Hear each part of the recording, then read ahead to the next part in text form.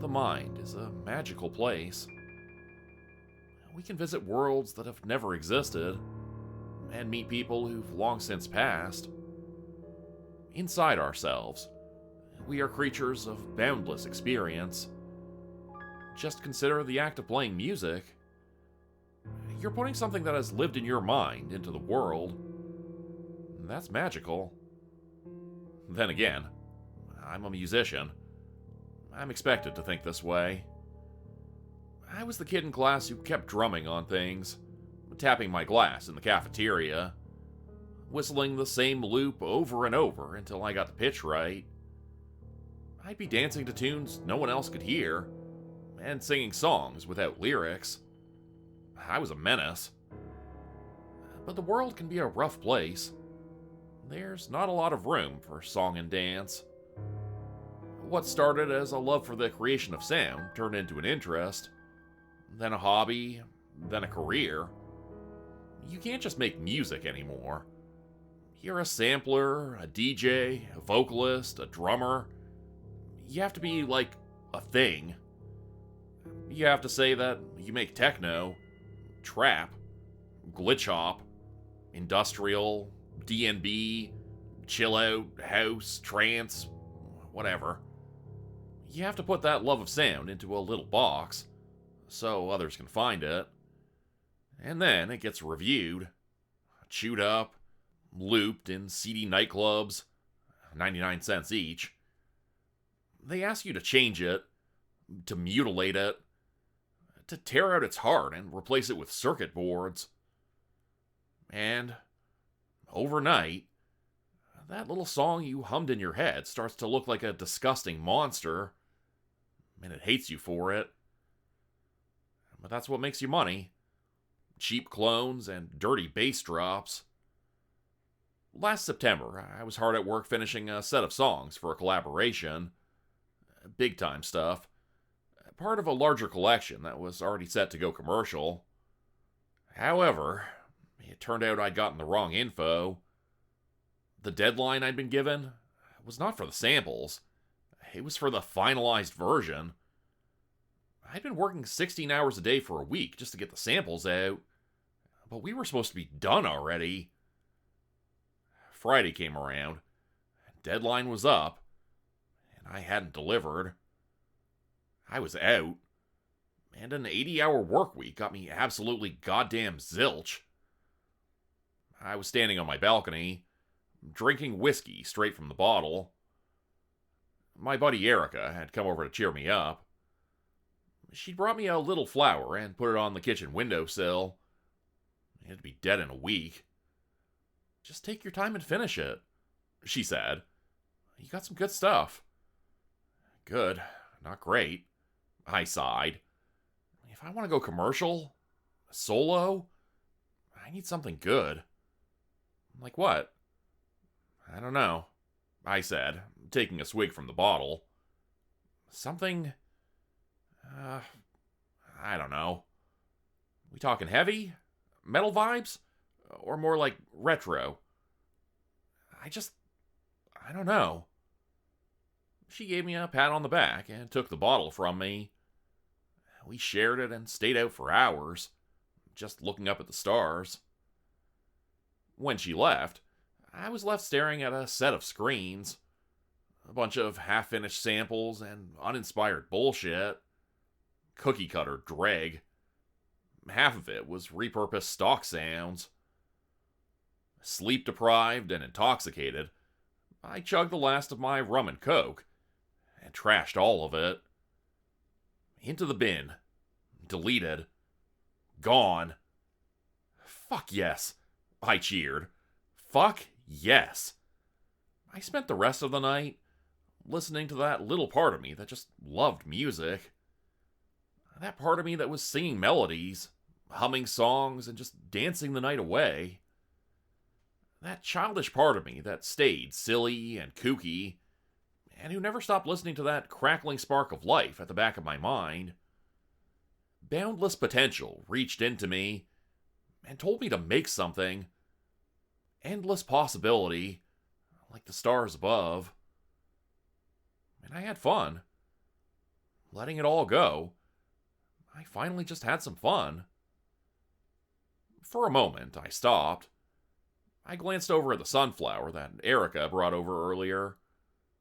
The blue, wilting petals, vibrant and beautiful, trapped and contained, relatable. I watered it and threw it off the balcony. Be free or whatever. I had to keep going. I let my mind go and watched the colored lines stack up into patterns seemingly on their own. This wasn't even my song anymore. It was the song of whatever worked its magic through my hands. I was just along for the ride. Like being kidnapped and blindfolded in the trunk of a speeding car, hoping it doesn't crash. And it was going to be an absolute banger. Sometime around 8 in the morning, I must have passed out in my chair. I woke up hours later as the sun set, with a keyboard pattern imprinted on my cheek. I horked down 5 glasses of ice water and crashed in the shower. I'd been an idiot. I could have finished a few of those songs in a day or two. Could have put them up. Not for much, but something. Rent was coming up, and my wallet was running on fumes. Never, ever delete your work. But staring at me from the screen was this mutant song. This monstrous thing I'd whipped up in a frenzy. I was afraid to hit that play button, to hear it sober for the first time. My finger trembled. Should I? Why was I scared? I pressed it. Heavy percussion, deep bass line. This strange, wonderful sound, like hammers gently breaking bones, and molten metal richness frying the speakers. I'd never heard that kind of effect before. A thick, pumping rhythm, pulling at my neck, forcing me to nod along. Electronica cutting through the dark tunes like a banshee screaming for vengeance. An unnatural melody, formed in an ecology of discordant thrashing. And at the center of it, vocals. Hypnotic, guttural vocals. Was that my voice? What the hell kind of effect was that? It wasn't even words. Just noises. Consonants and vowels, speaking in tongues. And as the rhythm escalated, building up towards an explosion, a single word came through clear as day. Hello. I hit the pause button. I was holding my breath and didn't even realize it. There was no way this music could come from me and my equipment. I didn't have any samples even remotely resembling this. And those vocals? They were something else entirely. No, I said, shaking my head. No way. I shut it down. Project closed. Shut and deleted. Not even a question about it. This wasn't mine. And there was something there, at the core, that terrified me. It took me a while to realize that I had stood there listening to that song on repeat for 35 minutes straight. My hands were shaking, and I could hear that voice reverberating through my body. I felt cold and my muscles ached. I felt sick and weak. I fumbled for my phone to call Erica. I had hundreds of notifications all across my socials. Likes, shares, messages, follows. Tons of them. I uploaded the song last night. It was already out there, under my name. I just stared at my phone, watching notification after notification pop up. Ding after ding after ding. I had never anticipated this volume of feedback, so I didn't have the default setting to stop it. Instead, I just stared at the screen, like an ant trying to understand a light bulb. What the fuck was happening? I sat down, burying my face in my hands. I should be happy. This was all I wanted. To go viral overnight. But it felt wrong. Like it wasn't me. I had let something work through me, and I felt used. I had no control over it. It was already out there. I retreated to my bedroom. I'd just woken up, and I was already exhausted. I crawled into my tangled sheets and pulled an old blanket over my shoulders. A light pushed itself through the gap at the bottom of my bedroom door, piercing the shadows on the floor like a dagger. Are you okay? No one said anything. It wasn't a physical voice in the room. It was more like an anticipation. Like when you look at a friend and you know what they're about to say, and yet, nothing was really said. And in another way, it was. It felt intimate in a way. What? I whispered into the dark. What are you? Thanks for listening. What do you mean? I kept whispering. Listening? What? I sat up, looking around the room. I was wide awake again, and there was a throb in my temple. My left eye felt warm, like I was getting a fever.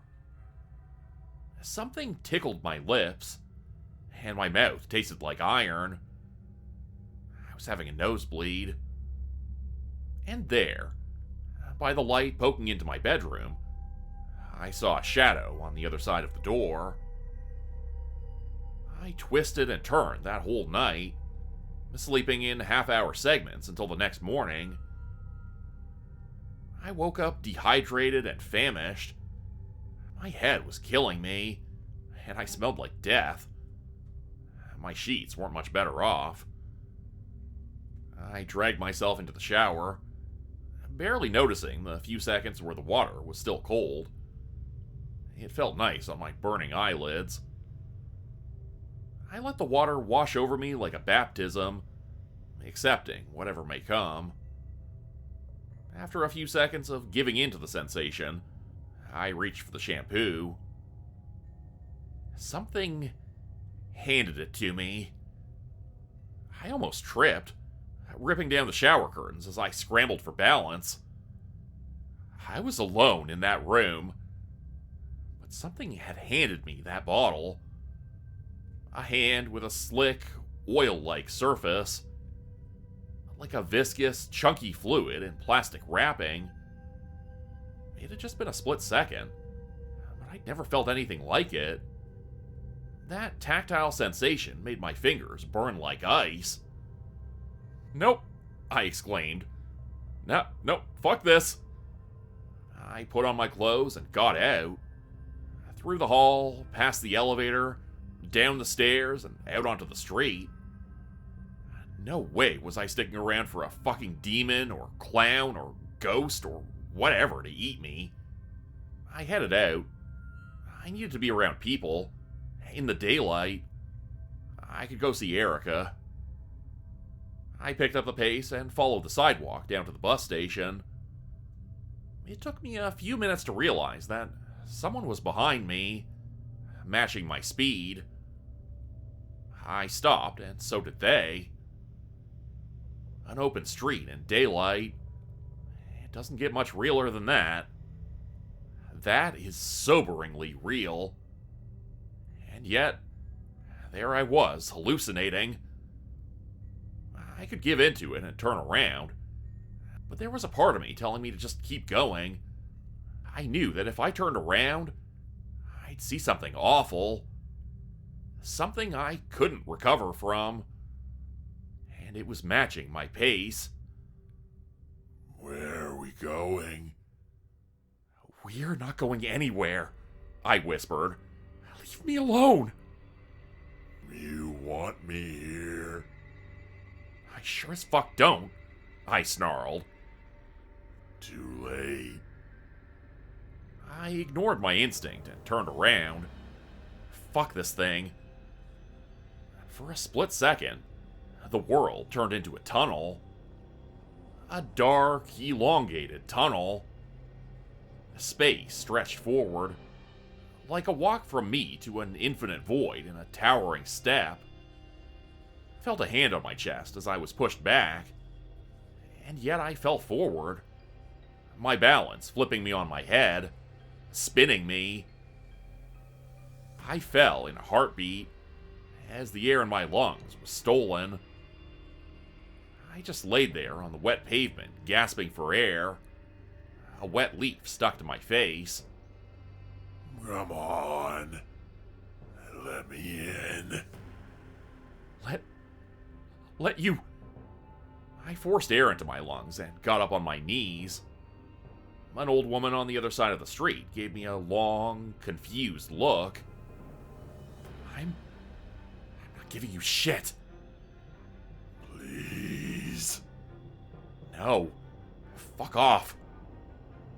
I have a vague understanding of what happened next. To an outsider, it must have looked like I was wildly screaming at myself. It must have looked like I was trying to fight the air, or ripping my own hair out. But to me, it was a fight of life and death. I could only understand it in a mental sense. There was nothing really there. A being, just out of sight, a step to the side. It wrestled to get into my head, posing a million questions at once. Do you think you can make it on your own? It asked. I tried to shut it out, tearing at my hair. Are you enough? I slapped myself, pushing my hands into my ears. Is it worth it? I bit my lip until I tasted blood. My eyes felt impossibly warm. What will you do when you fail? What will your friends say? Can you even love anymore? I couldn't keep it up. I couldn't deflect any of it. And every time I hesitated, I could feel these long, soft fingers press into the flesh of my mind, trying to steer my brain like a hand puppet. And at some point, I gave up. For the rest of the day, I was out of control. Just like I'd been that first night when I just let go. I used my last cash on vodka and a hamburger. I went home, cranked the volume to max, and blasted my neighbors with my new mix. I was dancing around in my underwear, chugging booze straight from the bottle. I could see things move on their own. Equalizers self-tuning, auto percussion beating to the sound of my racing heart. Every blink of the eye, every beat of the pulse, it was all twisted and turned into this electronic expression of unbridled frenzy. And sometime around midnight, I leaned over and croaked, in that impossible voice. Hello? I woke up naked, lying down on the balcony. I was holding up an empty bottle, watching the stars refract through the glass. And there, for a second, I was at peace. Stars above, watching me, loving me. Whatever was with me, near me, buried in me, was enjoying this just as much as I was. Then reality set back in. I dropped the bottle on my chest and felt nothing. I was hypothermic. My fingers and toes were just as blue as the sunflower Erica had brought me. I crawled back inside as the shivers came. I could hear notifications on my computer, but my living room was in disarray. I'd torn off an armrest from my chair, broken the kitchen table, and left the water running in the kitchen sink. I'd stabbed the closet door with every knife I had. I'd smashed every drinking glass and dropped the shards into the bathtub. I dropped to my knees, cutting myself on shards of glass. I was completely out of control, and it wasn't even me. It wasn't my fault. 120 new notifications. 130, 140. This person liked this. That person liked that. This one favorited this. This one favorited that. Liked, liked, liked. They love us. What? What the fuck have you done? They want to hear us. Who are you? Nobody. I got this image floating in my head.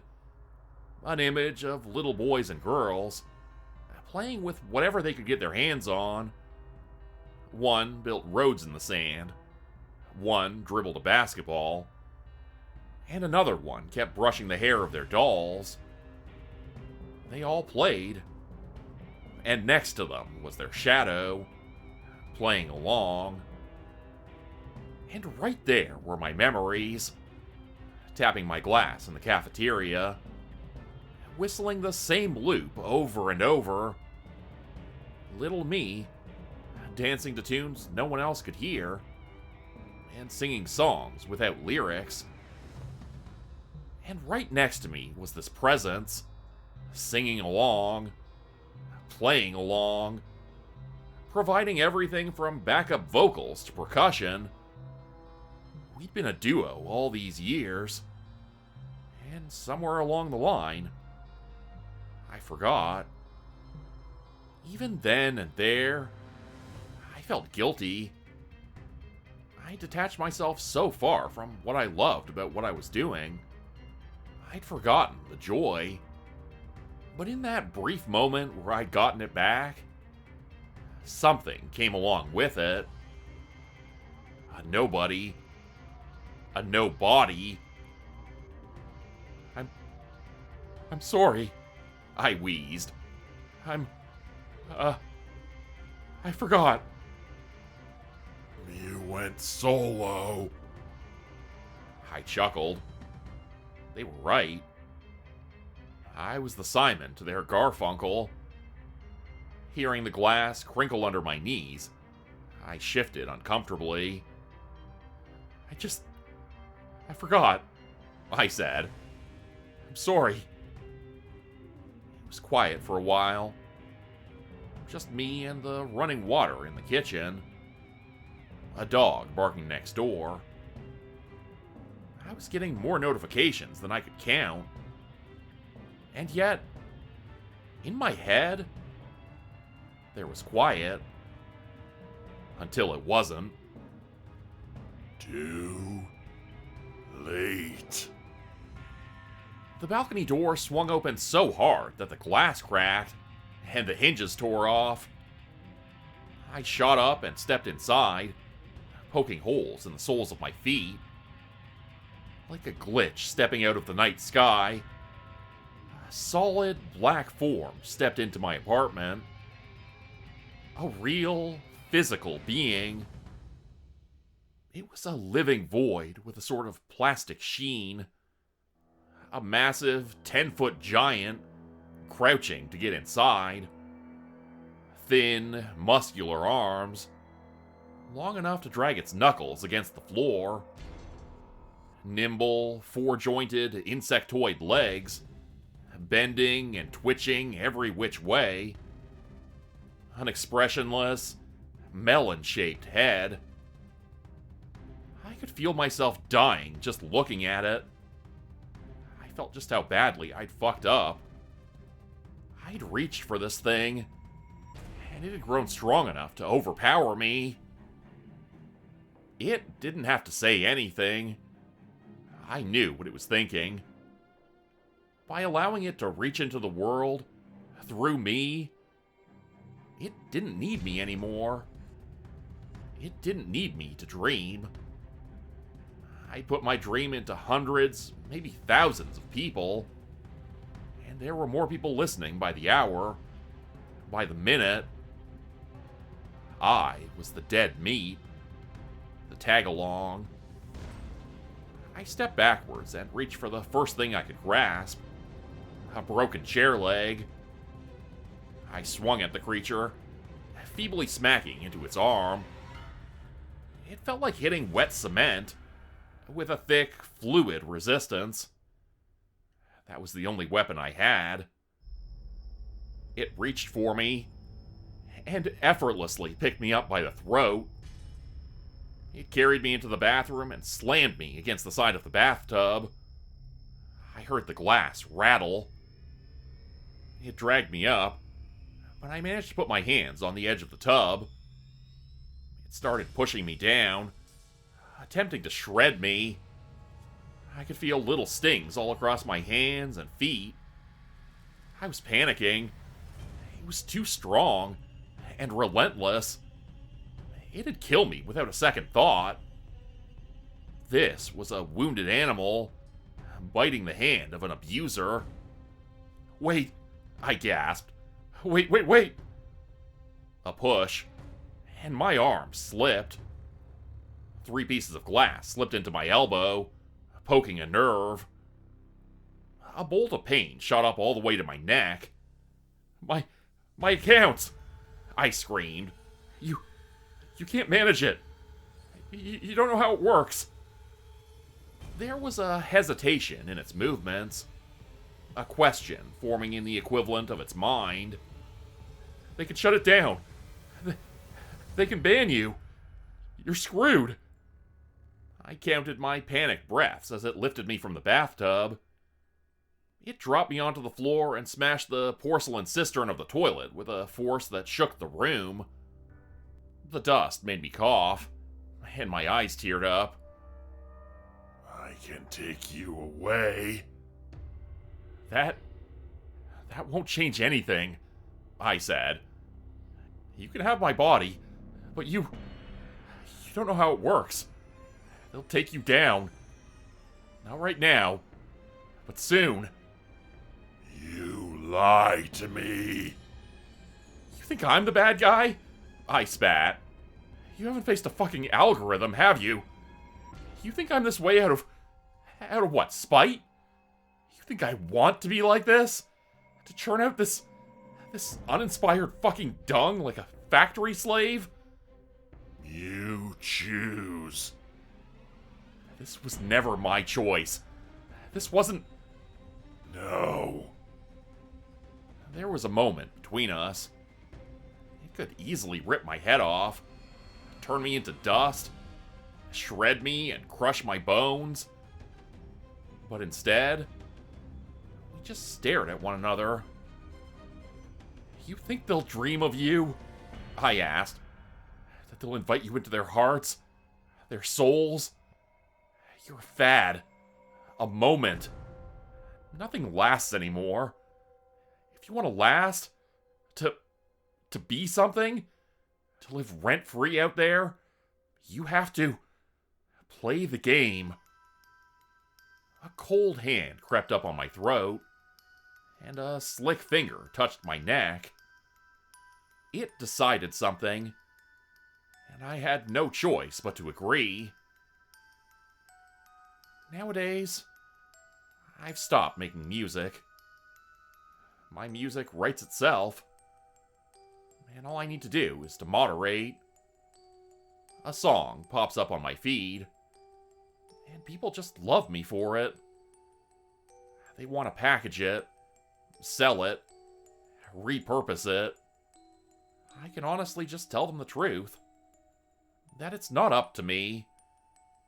My work has a life of its own. I watch the money on my account go up, numbers ticking up one by one. I've disabled the notifications on my socials. I don't even respond to Erica anymore. I have to tell someone. I can't say that life is hell, but it is empty. Whatever lived in me has left, and it took the music with it. And if I stop, he'll come back to finish the job. The mind is a magical place, but that magic can get real dark, real fast.